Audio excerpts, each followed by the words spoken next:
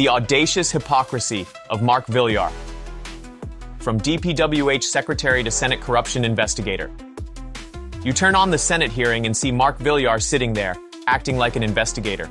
A man who was DPWH Secretary while billions disappeared into ghost projects now pretends to police corruption. It's fucking insulting.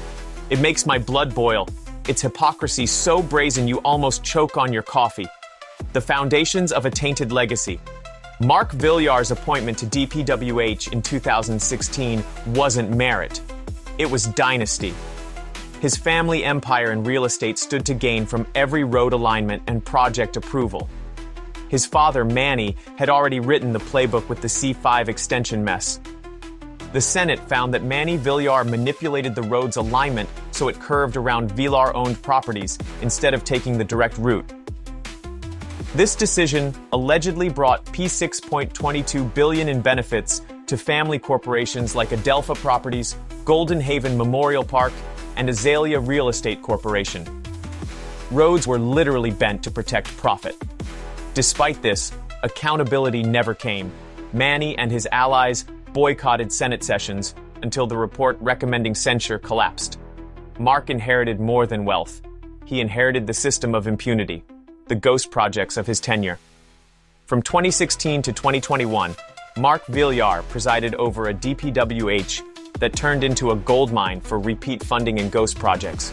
In 2020, Senator Panfilo Lacson flagged P469 billion in reinserted projects. Items already funded in the past slipped back into the 2021 budget. He called it unconstitutional. Bulacan tells the story best. Wow Builders, one of the contractors exposed, handled 85 projects worth P5 billion in Bulacan and P9 billion nationwide. The DPWH itself admitted that ghost flood control projects in Calumpit, Hagonoy, and Malolos existed on paper, but not in reality. Communities thought they were protected. Then the floods came.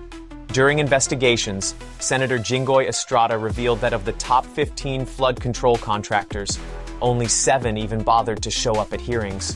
The rest sent excuses like medical appointments, or simply didn't appear. The evasion mirrored Manny Villar's old tactic of dodging accountability during the C5 scandal. And let's not forget, in 2020, Villar announced his own task force against graft and corruption, a watchdog that watched nothing. Ghost projects worth billions happened under his very nose.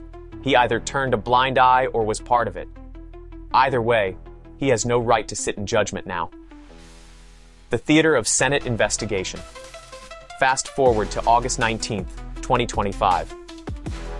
Mark Villar sits in the Senate Blue Ribbon Committee hearing on ghost flood control projects. His opening statement called for a comprehensive and integrated flood control master plan, criticized fragmented and substandard projects, and warned that public funds must not be wasted on projects that are poorly executed or disconnected from a larger plan. He even demanded to hold erring contractors and personalities accountable. But here's the fact. No comprehensive DPWH flood control master plan was ever turned over to the Marcos administration after Villar left. He had 5 years to build one. He left nothing. He isn't ignorant of the technical details. He once explained, "You can fix one section and the flow of water will improve, but when it reaches another section without flood control, the water will accumulate." He knows exactly how flood systems work, which makes his failure to stop ghost projects during his watch even harder to excuse. The mechanics of dynasty protection. Running for Senate in 2022 wasn't coincidence. It was escape. As a senator, Villar can't be hauled in like a private citizen.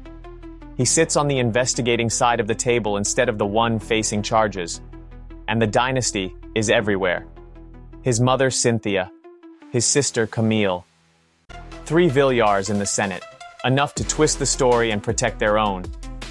Government as a family franchise.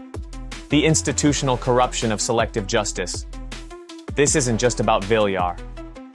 Look at that whole panel. These ghost projects didn't happen in secret. They were happening while these same senators were already sitting in office. And now they act shocked, wagging fingers at contractors like they weren't part of the same system that approved those bloated budgets. The same body that let Manny Villar walk away from C5 is now letting his son Mark pretend to be an anti-corruption crusader. It's selective justice, and everyone is pretending like nothing's wrong. Committee Chair Rodante Marcoleta didn't even acknowledge the conflict of interest in allowing Villar to investigate ghost projects from his own tenure. That silence makes the whole probe a farce. The cost of hypocrisy in lives and resources. Behind the numbers are people. Ghost projects don't just waste money, they drown families.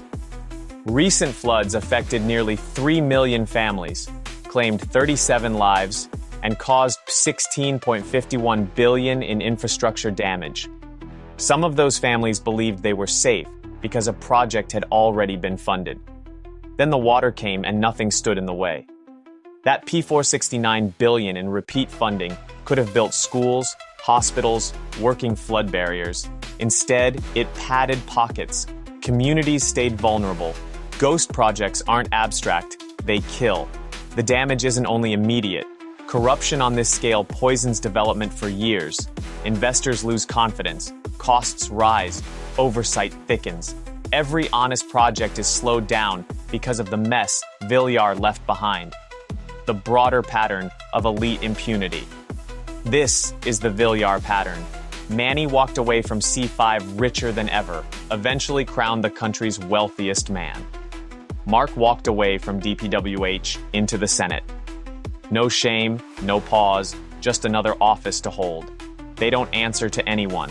They just move seats when the heat gets close. That's the disease of Philippine politics. Dynasties laundering their failures by pretending to investigate the very crimes they committed. Senators wagging fingers at contractors while keeping their own hands clean. Everyone playing reformer, nobody taking blame. Conclusion: the mockery of public service. Mark Villar should be in the hot seat, not holding the gavel.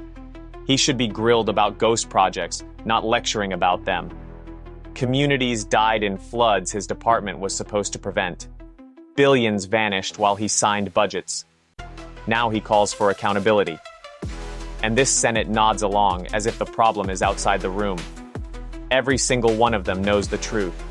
Those ghost projects happened while they were there, while they voted, while they smiled for cameras, while they pocketed pork. The real ghost is accountability. It never shows up.